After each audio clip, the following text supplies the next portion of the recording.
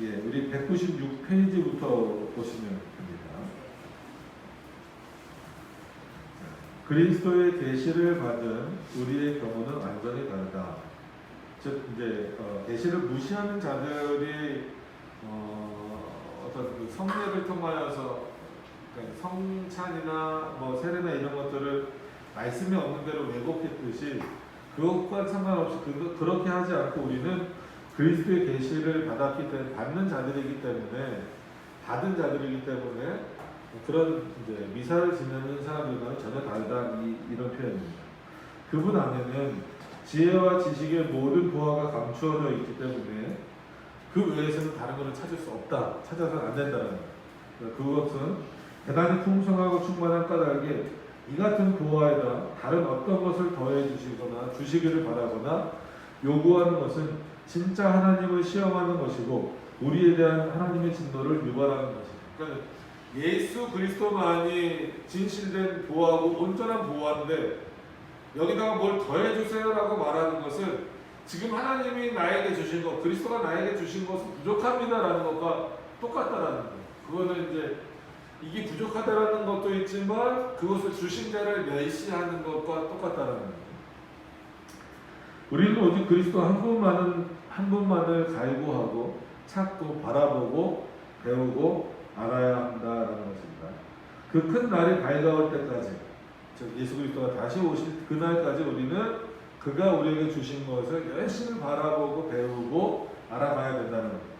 그날에는 주께서 당신 나라의 영광을 온전히 나타내실 것이고 그리스도 자신을 그에 계신 그대로 보여주실 것이기 때문입니다. 그래서 고린도전서 15장 24절 이제 밑에 나와 있죠. 그 후에는 나중에는 저가 모든 정사와 모든 권사와 능력을 멸시하고 나라를 아버지 하나님께 바칠 때라 라는 거죠. 그리고 이러한 이유로 인해 우리는 우리의 이 시대는 성경에서 마지막 때, 이 모든 날 마지막 말세라 지칭된다. 이는 아무도 무슨 새로운 가르침이거나 계시에 대한 허탄한 기대로 말미암아 현혹되는 일이 없게 하기 위해서다. 그래서 어떤 의미에서 보면 성경에서도 이미 마지막 때 말세 이런 표현을 썼잖아요. 우리도 늘 말세가 아닌 적이 없어요. 솔직한 얘기로 우리도 말세를 향하여서 늘 달려가고 있기 때문에 모든 시대가 어떻게 보면 그런 말세의 개념인 거예요. 그렇기 때문에 여기서 뭔가를 덧붙이거나 하지 말고 그 모든 것들을 인도하시는 하나님이 주신 것, 그 안에서만 우리가 행할 것을 찾으라는 거예요. 그렇지 않고는 뭔가 자꾸 새로운 거를 자꾸 구하는 거예요. 그래서 옛적의 선지자들로 여러 부분과 여러 모양으로 우리 조상들에게 말씀하신 하나님이 이 모든 날 마지막에 아들로 우리에게 말씀하셨으니 히브리서에서도 이미 또 마지막에 아들로 즉 그리스도에게 우리에게 다 말씀하셨다. 그러니까 구약에 말씀하셨던 것이나 신약의 예수 그리스도를 통해서 말씀하신 건 다 똑같다라는 거죠. 아들과 또 아들의 소원대로 계시를 받은 자 외에는 아버지가 누군지 아는 자가 없나이다. 누가복음의 말씀입니다. 하지만 이제 하나님의 교회에 새로운 성례를 제정하는 일은 인간에게 금지되었다. 새로운 성례를 만들면 안 된다는 거예요. 성경에서 말한 그대로만 해야 된다는 거예요. 이와 마찬가지로 하나님께로 온 것에다 인간의 발명품을 뒤섞는 일이 절대 없기를 바란다. 이게 가장 큰 문제인 거죠. 하나님이 주셨는데 뭔가 부족해 보이고 그러니까 아론의 그 두 아들의 다른 불이죠. 다른 불. 거기서 다른 불을 뭐겠어요? 하나님이 명령하시지 않은 불을. 그러면 왜 하나님이 명령하시지 않은 다른 불을 아론의 아들들이 갖고 왔을까요? 그 불이 더 좋아 보여요. 그러니까 이게 어떤 면에서는 아까 우리가 이제 팔순잔치 예를 들었던 거랑 똑같은 거예요. 아론의 제사장들의 아들이 보기에 하나님께 드리는 어떤 그 제단은 구약시대의 제단인데 제단의 그 불은 뭔가 좀 이렇게 좀 부족해 보이고 화려하지 않은 거예요. 근데 우상에게 드리는 그 다른 불을 보니까 막 화려한 거예요. 그러니까 그 아들들 생각에는 어떤 사고인 거예요? 야, 하나님에게 우상에게도 저런 불은 저렇게 화려한데 하나님에게 저걸 드리면 더 좋지 않겠느냐. 이게 인간의 생각인 거예요. 하나님은 나는 이걸 받겠다라는 거예요. 그럼 여기다 덧붙이지 말라는 건데 인간의 눈은 이게 더 좋아 보이는데 그럼 이걸 갖고 하나님께 드리면 더 좋아하시겠지. 이게 엄청난 큰 사고다. 잘못된 거거든요. 그래서 그 레위기 10장 1절의 내용인데요. 하나님이 경고로 끝나시지 않아요. 그 두 아들을 어떻게 하셨어요? 다 아시는 거예요. 죽여버리셨잖아요.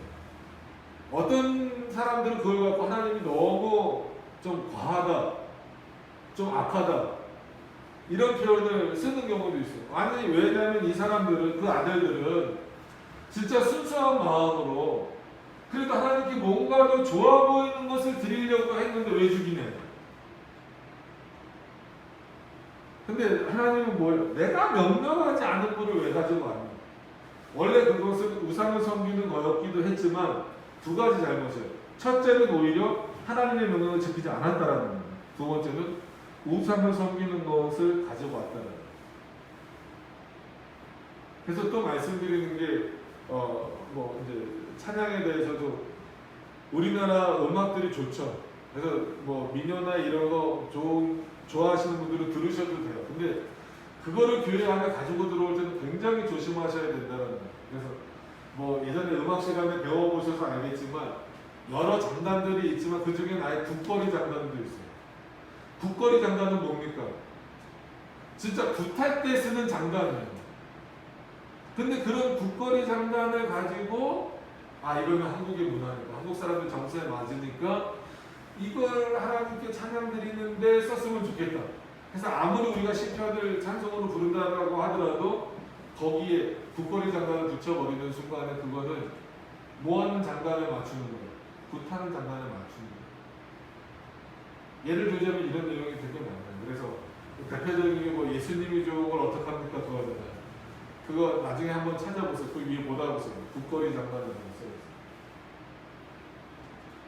그러니까 이게 오늘은 이제 물론 뭐 성례와 관련된 일이지만 하나님께로부터 온 것에다 인간의 발명품을 뒤섞는 일이 없어야 됩니다. 그러니까 성례 다시 한 번 더 말씀드리면 물과 포도주와 떡을 떼라고 말씀하셨잖아요. 근데 거기다 자꾸 예수님은 그것까지만 말씀하셨잖아요. 이거는 내 몸이니 이건 내 피니라고만 말씀하셨는데 천주교회는 뭐를 바꿔버리는 거예요. 그걸 실제 예수님의 피로 변한다라고 바꿔버리고 실제 예수님의 몸으로 변한다라고 바꿔버리고 예수 그리스도가 명령하신 것에 자기네 고함을 자기네 생각을 더 집어넣어서 섞어버리고 그랬을 땐 결국은 하나님의 말씀이 남지 않는다라는 거예요. 다 왜곡돼 버리고 만다라는 거예요. 사실 포도주에 물을 타면 포도주가 묽어져 맛이 없어지고 밀가루 반죽에 누룩을 뿌리면 반죽이 온통 씌어진다. 이처럼 하나님의 신비한 성례의 순수함도 인간이 자기에게서 비롯된 것을 조금이라도 첨가하면 오염을 전혀 피할 수 없다는 것. 그런데 성례가 오늘날 행해지는 것을 우리가 보면 그것이 얼마나 그 본래의 순수함에서 멀어졌는지 알 수 있다. 가는 곳마다 성대한 행렬, 축제, 무언곡이 너무 많이 행해지고 있지만 그러는 사이 하나님의 말씀에 대한 고려나 언급은 완전히 사라져버렸다. 다른 말씀의 선포가 이어지고 성례가 집행되어져야 됨에도 불구하고 이제는 축제로만 남았다는 거예요. 말씀이 없으면 성례는 더 이상 성례가 아닌데 말이다. 그죠? 그냥 어떤 행사에 불과한 거고. 정말이지 하나님이 제정하신 성례 자체도 이렇게 엄청난 혼란 상황에서는 머리를 들지 못하고 흡사, 짓밟힘 당한 것처럼 땅에 엎드러져 버리는 거예요. 세례가 거행되는 것을 볼 때 거기서 유일하게 빛을 발해야 하는 것, 주목해야 될 대상이 되어야 될 것은 곧 세례 그 자체가 얼마나 드러나고 있는가. 성찬은 완전히 파묻혀 버렸다. 그러니까 세례를 줄 때도 그 세례의 의미가 드러나야 되고 성찬을 행할 때도 성찬의 의미가 드러나야 되는데 인간의 고함물이 드러나가는 순간에 뭐가 돼버린다는 그거는 땅에 파묻혀 버리고 의미가 없어져 버립니다. 왜냐하면 세례를 줄 때도 물로 주라고 했는데 거기다가 어떤 뭐 신기한 기름 같은 거를 이렇게 묻혀버리면 사람들은 그거에 신경을 써요. 아, 내가 기름을 받아, 정말 기름을 받았어. 이런 눈에 보이는 것에 현혹이 많이 되는 거예요.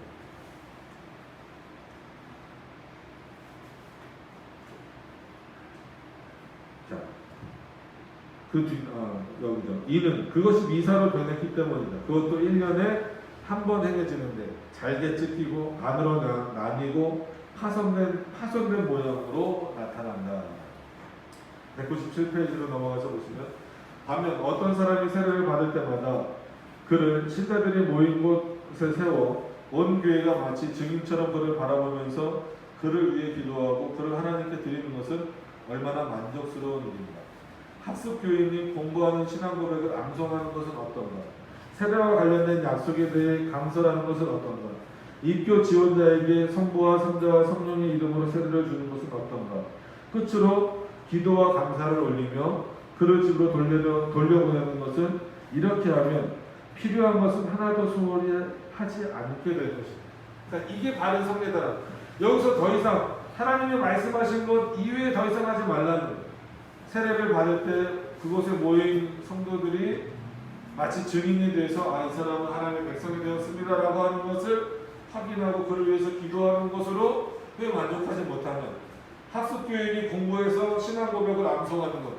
그래서 여러 번 말씀드리지만 예전에는 입교할 때는 소유리 문답을 이게 소유리 문답입니다. 그래서 1번부터 107번까지 있는 거예요. 이거를 다 외워서 고백을 했어야 된다고요. 지금 아마 이거 시키면 나 세례 안 받을래, 나 교회 안 다니면 아마 그럴 거예요. 근데 그만큼 중요하게 여긴 거예요. 왜냐하면 정말 세례를 받아야 구원받는 건 아니지만 세례를 받는 의미가 그만큼 중요하다면 제대로 받으라는 거예요. 하나님이 누구신지 알지도 못하고 올바른 신앙 고백을 하지도 않으면서 세례를 받는 것은 그건 불경건한 거다라는 거예요. 그렇기 때문에 반드시 하나님의 말씀에 대한 교육이 이루어지고 그것을 검증하는 작업이 있어야 되는데 그런 작업이 있으면 얼마나 좋겠느냐. 그래야 하나님의 말씀으로부터 벗어나지 않을 수 있지 않느냐라고 지금 말하고 있는 거예요. 자, 또 넘어가서 보시면 그리고 이 유일무이한 예식은 창시자이신 하나님께로서 비롯된 것으로 이것이 이국의 이국, 즉 외국이라고 표현됐지만 어떤 그 이방 민족들의 더러운 것에 묻히지 않게 되면 지극히 찬란한 빛을 발할 것입니다. 창시자이신 하나님의 말씀 그대로 행할 때 온전히 빛을 발한다. 세례도 그렇고 성찬도 그렇고. 그런데 수세자에게 완전한 침례를 행해야 하는지 아니면 살수 뿌리기만 해도 되는지는 전혀 중요하지 않다. 이거 갖고 논쟁하지 말라는 거예요. 이것은 지역에 따라 교회의 자율에 맡겨야 한다. 물론 세례라는 말 자체는 물에 잠근다는 뜻이고 옛날 교회는 물에 잠그는 예식을 고수했던 것이 사실이다. 성찬에 대해 보면 그렇다고 해서 지금도 이제 물에 이렇게 들어갔다 나와야 된다는 의미는 아닙니다. 여러 번 말씀드리는 거지만 이 이제 밥티조라는 개념이에요. 그 표현인데 그게 물을 흘리다, 물에 잠그다, 물을 뿌리다 여러 가지 의미가 다 있기 때문에 물에 이렇게 들어갔다 나오는 거 우리가 침례교를 비판할 때 물에 들어갔다 나오는 것 자체가 잘못됐다라고 비판하면 안 돼요. 그들이 유아 세례를 부정한다든지 그 세례를 오해시키고 물에 들어갔다 나오는 것, 즉 침례만이 온전한 세례다라고 주장하는 게 문제다라는 거예요. 그러니까 우리는 그렇게 물에 담그지 않고, 그러니까 성도들을 물에 담그지 않고 물을 붓지도 않습니다. 붓지도 않고 이렇게 살짝 물에 찍어서 그는 왜 개혁교회들이 그렇게 하냐면 계속 말씀드리지만 인간이 어떤 보여지는 거나 느끼는 감정을 최소화시키는 거예요. 왜냐하면 이것이 누구로부터 제정되었고 누구로부터 왔다라는 것을 알게 하기 위해서 하나님으로부터 왔다라는 걸 알게 하기 위해서. 왜냐하면 침례를 하거나 물을 뿌리거나 하면 그게 너무 이제 우리가 기억이라는 게 잊어버리는 기억도 있지만 확 각인되는 기억도 있잖아요. 그러니까 그거에만 너무 이렇게 퉁덩 빠지게 되는 그 기억이에요. 그래서 나는 물속에 들어갔다 나왔어. 그렇다고 해서 죄가 씻기는 게 아니라는 거예요. 아니면 물을 뿌렸어, 아니면 뭐 올리고 기름을 발랐어. 그거에 사람들이 집중하는 것을 최대한 막는 거예요. 그래서 오히려 세례할 때도 어느 목사님에게 받았다, 물론 그게 뭐 신학교 가거나 이럴 때는 중요한 서류로서 작용하긴 하지만 우리는 이 세례가 누구를 통해서 주어진다라는 것을 알리는 게 더 중요해요. 성삼위일체는 성부, 성자, 성령으로부터 주어진 것이다라는 것을 알리기 위해서 오히려 세례를 주는 목사들은 최대한 뒤로 빠지려고 하는, 안 들어가려고 하는 거예요.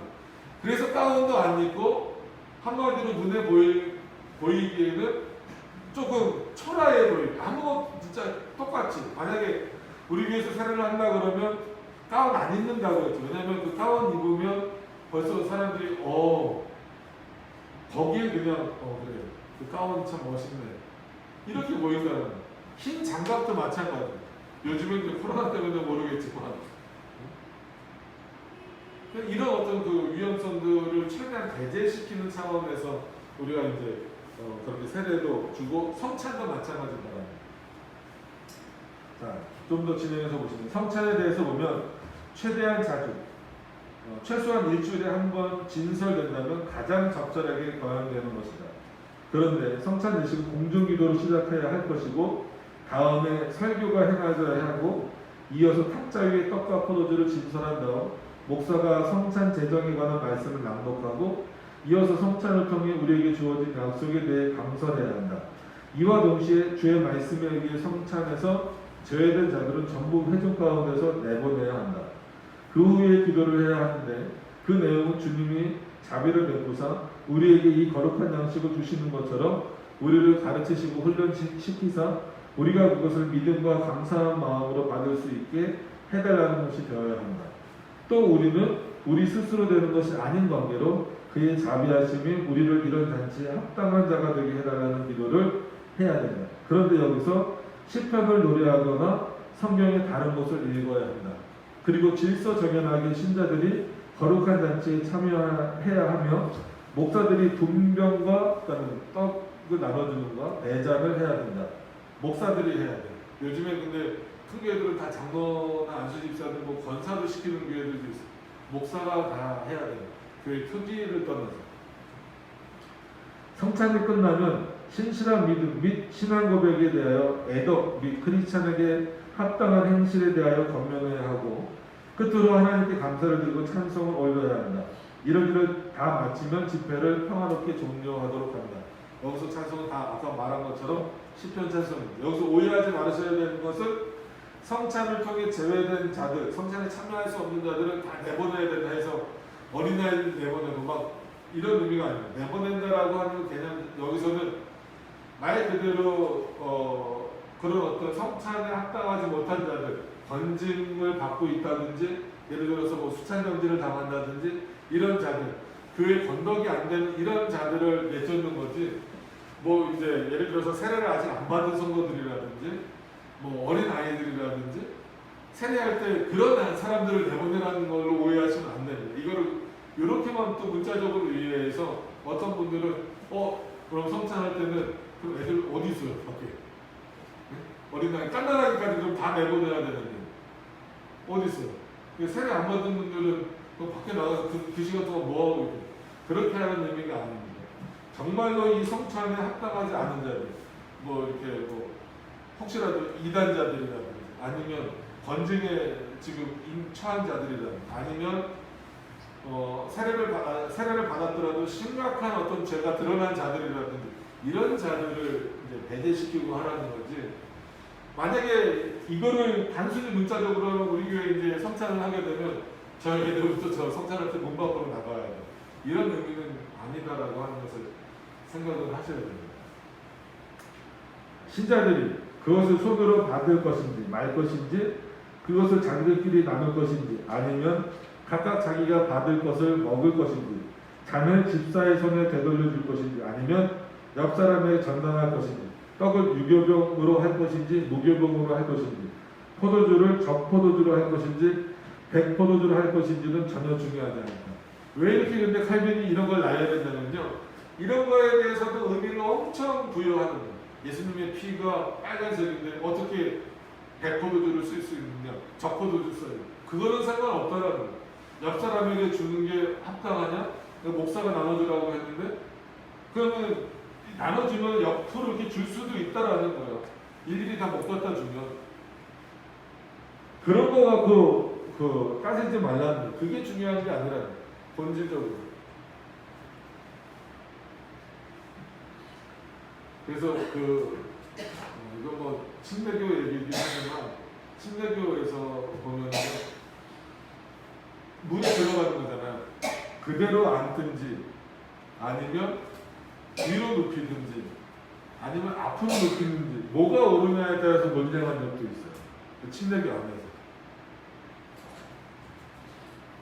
어떤 게 편하세요? 앞으로 눕는 건 조금 부담스러우시잖아요. 뒤로 눕는 게 보통 일반적이긴 한데 또 그대로 들어가는 경우도 있고 그런 거 갖고 수모적인 논쟁을 하지 말라는 거예요. 이런 것은 중립적인 것으로 교회의 자율에 맡겨야 한다라는 거죠. 물론 확실한 것은 초대교회에서는 모두가 손으로 만든 것은 관행이었다 하는 사실입니다. 그러니까 손으로 그러면은 그거예요. 이렇게 나눠주면 손으로 받아, 그럼 입으로 받아요? 하면서 이렇게 넣어주세요. 아니라는 거예요. 그거 어떻게 하든지 상관없다라는 거예요.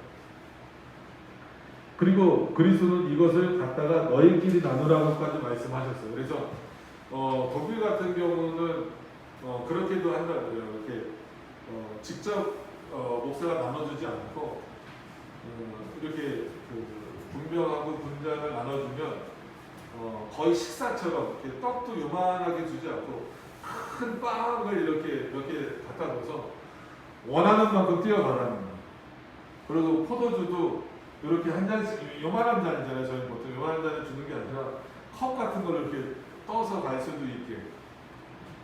그거는 이제 왜냐하면 또 이런 말씀에 근거한 거예요. 이것을 갖다가 너희끼리 나누라. 왜냐하면 우리가 예수님이 성찬을 제정하셨다라고 하는 건 알지만 그게 어디에 기초가 된 거예요. 우리가 보통 부르는 그 최후의 만찬, 마지막 예수님께서 그 제자들과 식사하시는 식사잖아요. 그래서 우리가 성만찬이라는 표현은 그거예요. 결국은 세례와 성찬과 식탁 교제까지 쭉 이어지는 거거든요. 그러면은 성찬이 끝난 이후에도 계속해서 그 식탁 교제를 통하여서 그 믿음의 교제를 나누라는 그 의미가 담겨져 있기 때문에 갖다가 먹으라.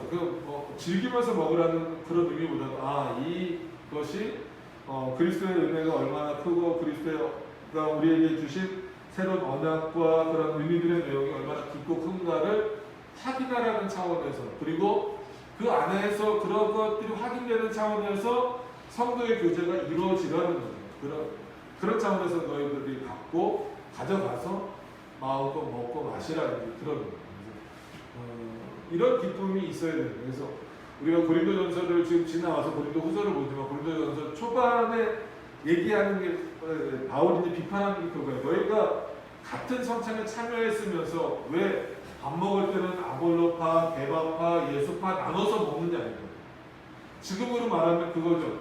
너희가 한 성찬에 참여하는 성도라고 한다면 그 교회에서 무슨 어떤 직업이라든지 아니면 학벌이라든지 이런 걸로 나눠서 먹지 말아요. 그것이 계층이 되면 안 된다는 거예요. 서로가 그 안에서는 그리스도인이라는 것으로 하나가 돼야지. 나는 세상에서 뭔데? 그게 교회에서 무슨 소용이야? 난 세상에서 이만큼 했는데 그게 교회에서 무슨 소용이야? 난 세상에서 돈이 이만큼 많은데 그게 교회에서 무슨 의미가 있냐는 거예요. 정말 성도의 교제는 그리스도 안에서라는 그 의미만 있어야 된다는 거예요.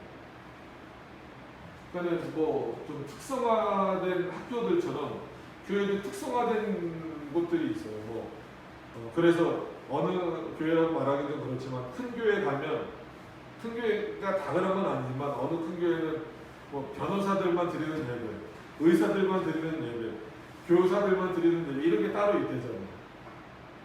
그러면은 서로 안에서 계층 누가 더 높아요? 변호사가 높습니까? 의사가 높습니까? 교사가 높습니까? 그러면 설교도요 거기다 맞춰줘야 돼요. 그럼 예를 들어서 변호사들 모인 데서 설교를 하면 예수님은 변호사처럼 설교해야 돼요. 의사들 모임에 가서 예수님은 치료자, 의사라고 설교해야 돼. 교사들 모임에 가서 설교하려면 예수님은 교사라고만 설교해야 돼. 이게 자기네 입맛에 맞추는 거지 뭐. 그러니까 얼마나 웃긴 일들이 교회 안에서 많이 벌어집니다. 그게 이제 고린도전서 초반에 바울이 강하게 비판하고 있는 거예요. 너희가 왜 같은 성찬을 행해놓고선 하고 따로 먹는 거예요. 이 말씀을 기억하라는 거예요. 자, 이제 그 4장의 마지막 부분입니다. 198페이지로 넘어가서 보시면 로마의 감독 알렉산더의 시대 이전에는 누룩을 넣은 보통빵을 사용하였다고 역사는 전한다. 그러니까 역사적 사실도 알려졌어요. 알렉산더가 처음으로 무교병, 즉 누룩을 넣지 않는 것을 선언했다 한다. 하지만 내가 보기에, 즉 칼빈이 보기에는 이것은 백성들의 영혼을 신앙으로 세우는 것보다는 백성들의 눈을 새로운 광경으로 휘둥그레게 만드는 것 외에는 다른 목적이 없었다. 이게 무교병이냐 유교병이냐가 중요한 게 아니라는 거죠. 그러니까 새로운 걸 보여줌으로써 뭐를 얻는 효과가 있는 거야. 와, 저하고 훌륭하다. 아, 뭔가 새로운 걸 해. 사람들은 늘 그걸 원하는 거야. 익숙해지면 지루해야 한다는 거야. 지루하니까 뭔가 좀 새로운 거를 찾고 싶어 하는 거야. 새로운 즐거움을 찾고 싶어 하는 거야. 그러다 보면은 이방 것들이 들어오고 인간적인 사고들이 들어올 수밖에 없다는 거야. 그게 상당히 우리에게 중요하게 조심해야 될 부분들입니다. 칼빈이 또 이어갑니다. 나는 경건을 향한 조그마한 열심이라도 지닌 사람들에게 묻고 싶다. 어리석은 백성의 마음을 속이는 것 말고는 아무짝에도 쓸모가 없는 이 무미건조한 영국 나부랭이보다는 얼마나 더 찬란하게 하나님의 영광이 여기에 드러나고 있으며 얼마나 더 풍성한 영적 위로의 달콤함이 신자들에게 공급되고 있는지가 분명히 보이지 않는가. 그러면 눈에 보이는 어떤 것으로 현혹시키려고 하는 것보다 그 본질적인 것을 깨닫고 찾았을 때 더 분명한 은혜의 내용들이 우리에게 주어진다는 거예요. 그들은 미신으로 인해 미련하고 우둔하게 된 백성이 이리저리 끌려다니고 있는데도 그들이 믿음으로 붙들림 받고 있다고 말한다. 만약 누가 이런 발명품에 대해 오랜 연대의 근거에 옹호하고자 한다면 이게 나온 우리의 전통이 말한다. 여러분, 인간의 전통이 앞섭니까? 하나님의 전통이 앞섭니까? 하나님의 전통이 앞서는 거예요. 근데 자꾸 인간은 그렇게 말해요. 천주교도 벌써 오래됐잖아. 천주교는 원래 이렇게 해왔어. 이게 하나님의 말씀을 앞설 수 없다는 거예요. 그 교회도 마찬가지라고 여러 번 말씀드렸어요. 우리나라 교회 이제 사문학교회 같은 경우는 벌써 150년이 넘어가잖아요. 그럼 그 교회만의 그 전통이 있잖아요. 그럼 우리 교회는 7년 됐는데 그럴 수 있어. 아, 이건 반석조직교회만의 전통이. 이게 위험할 수 있다니까요. 어떤 면에서는 그게 우리 교회 전통이어도 하나님의 말씀에 비춰봤을 때 올바르지 않으면 그게 아무리 중요한 전통이어도 어떤 마음이 있어요? 없애버리는 마음이 있어요. 그러니까 사람들은 그렇지 않다는 거예요. 내가 했는데, 내가 경험했는데 이게 문제예요. 그래서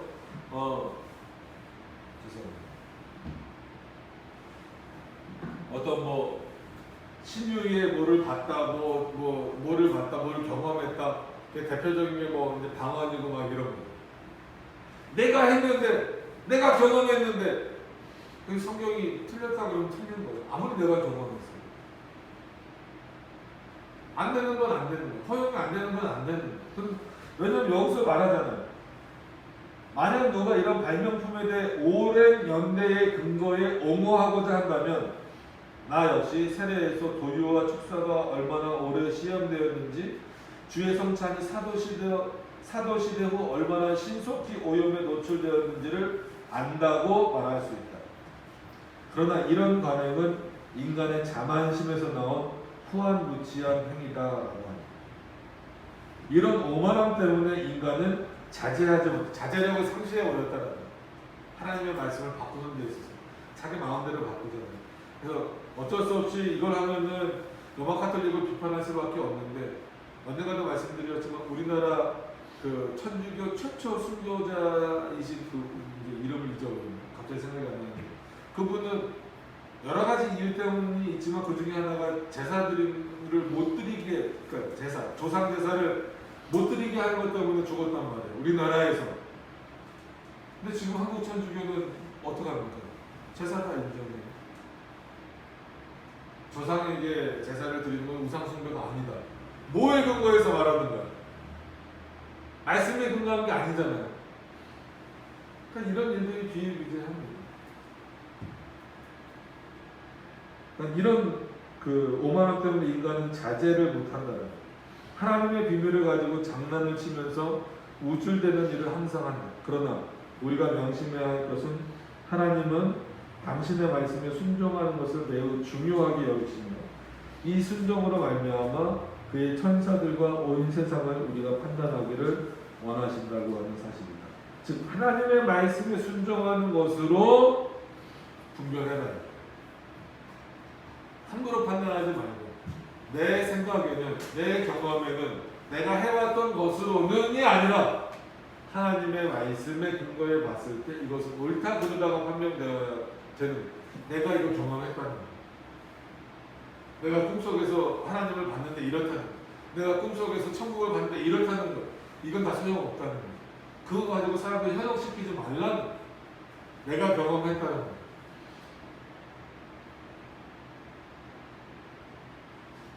그러니까 천주교에서 성인이 되려면 기적을 3번 해야 된다는 말이 있어요. 참 말이 안 되는 거예요. 마리아에게 구원, 성인에게 구원. 예수 그리스도의 자리는 다 없어져 버렸죠. 거기서 무슨 올바른 성찬과 성례가 나올 수 있습니다.